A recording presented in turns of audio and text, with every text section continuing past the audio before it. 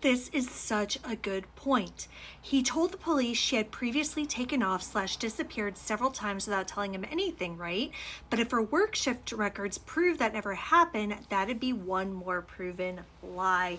Yes, yes, yes. I have talked about this before, this idea, but I didn't really bring it back and make the connection in the video yesterday, because that's the thing. She has never, ever left without him knowing where she was, without friends and coworkers knowing where she was. And to my knowledge, and I could be wrong on this, obviously we're going to find out, but I do not believe she missed work when she left previously. And according to her friend who she stayed with in February, that was the only time she actually left. There could have been an overnight thing here or there. I'm not saying that, but in terms of like leaving for any period of time, everybody who knew her, who's not her husband, says that that only happened once. And it brings me to my other point, which is the prosecution is also asking for Naresh's personnel records.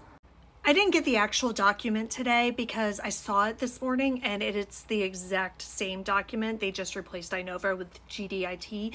GDIT is the company where Naresh was working.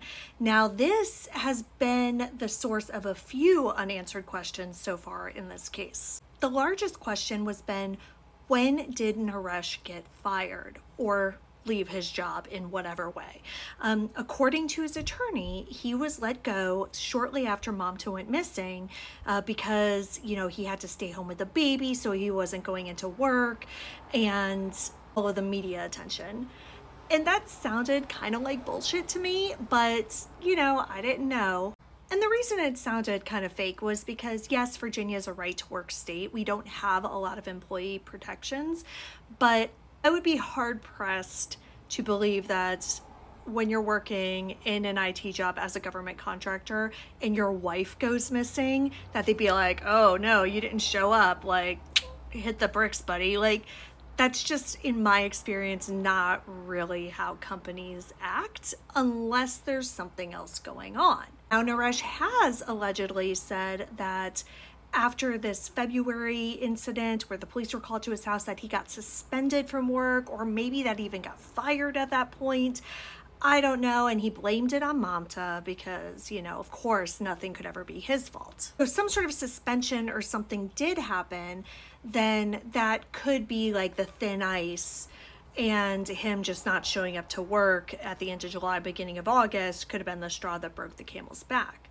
However, if we go back to the body cam video from the welfare check on August 2nd, he told the police officers that he hadn't been working.